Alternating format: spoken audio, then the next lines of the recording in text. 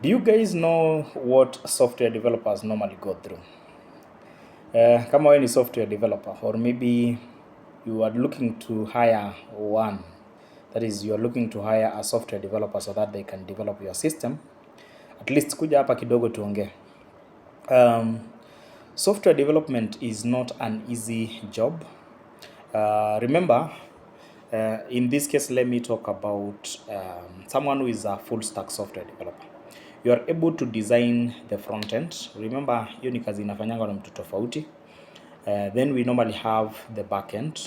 We normally have the database design. We normally have the guys who normally work with the external APIs for integration and so forth. So hizo jobs zote zinafaa kufanywa na watu tofauti. But to full stack software developers, these are guys who are capable of handling all those, or they have the capability to work on those different levels. That is the UI, that is the user interface, to make sure we have got the best user interface. Then the backend, logic, architecture and design. Then we have got the database design and the API. You need to go through the API, different API documentation to get to understand how they work and how you can be able to implement the integration. So after that, you need to code, to write, to implement all these features, logics of how you can implement all the features of the system. As you remember, we are talking about complex systems. It can be an e-commerce, it can be an hospital management system, this internet billing, ISP billing system, that is internet service provider billing systems. We normally have kind of other systems, like for example, it can be loan management systems, school management system, among others. They normally have got complex features, and it is a task that can take you up to maybe a minimum of a month, maybe something like that. Ukiamuka unashughulikia hiyo kazi, you spend sleepless nights going through the documentation, writing, debugging and so forth. And then wewe mwenye unataka kununua hizi system, or maybe you want to hire this developer, you are planning to pay this person less than 100 Kenyan shillings, 100,000 Kenyan shillings. Ambapo it's money, ni pesa, miskatai. It's a good money to some extent, but it's quite a lot of job. It's a heavy task. And ukimlipa hiyo pesa, that system will simplify maybe to almost 70% of your daily operations in your business, or maybe something like that, or maybe like school.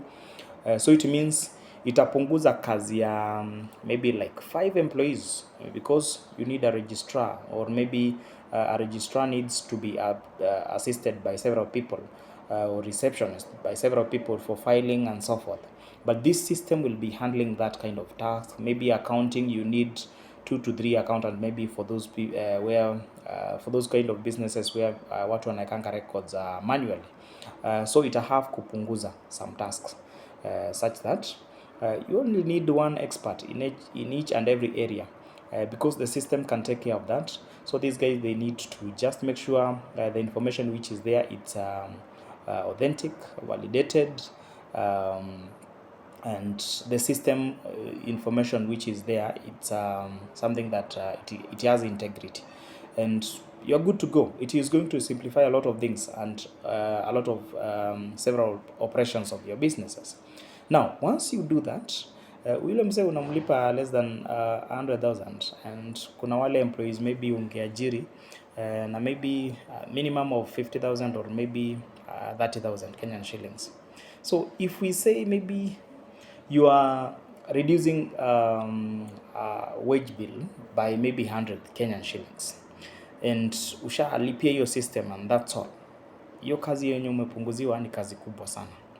So it happened to one of my friends, akatengeneza one of the system, because most of the software developers, we normally have those personal projects that we work on, and tunauzanga hizo systems. Like I have got a SACCO system, I have got school management systems, hospital management system and so forth, and we normally sell them.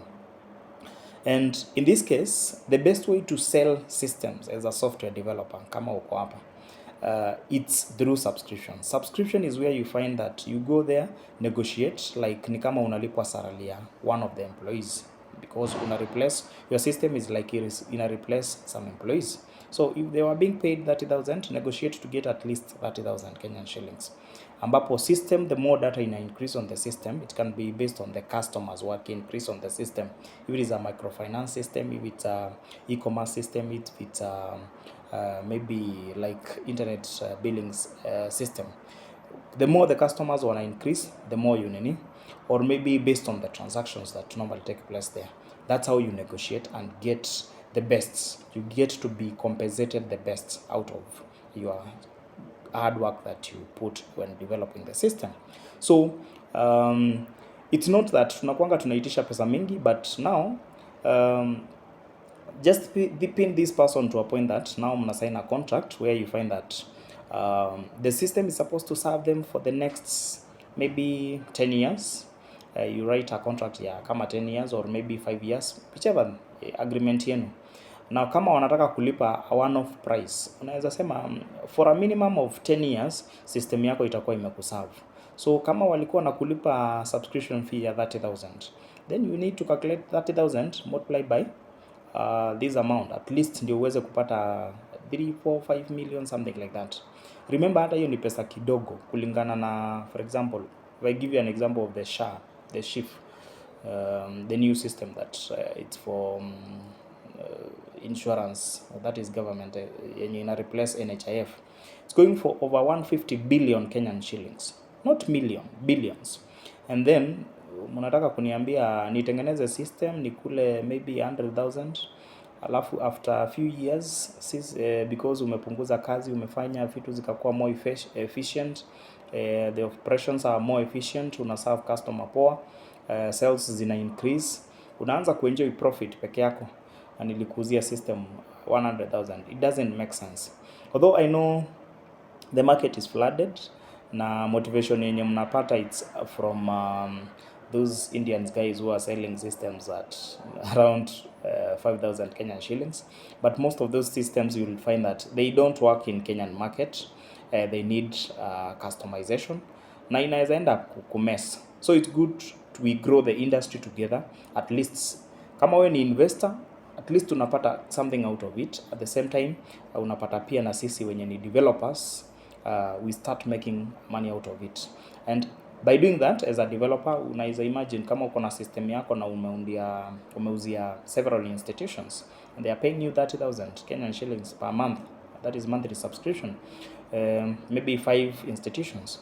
You are getting your over 100 Kenyan shillings, 1,000 Kenyan shillings in a month, and you don't need to show up to work. And through that, at least make money out of it.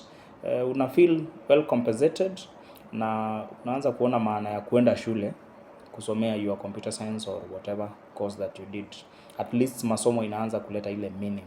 So I just wanted to share the idea such that for the investors can know, and at the same time also for the guys who are selling their system, at least you need to know that you have to get the best.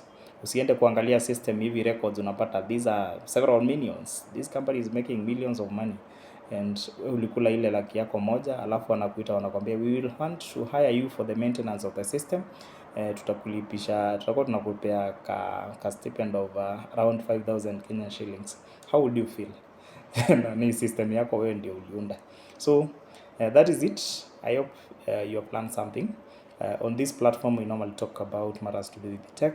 Make sure you follow and remember to subscribe to our social media platform for more tech videos like this one. Thank you.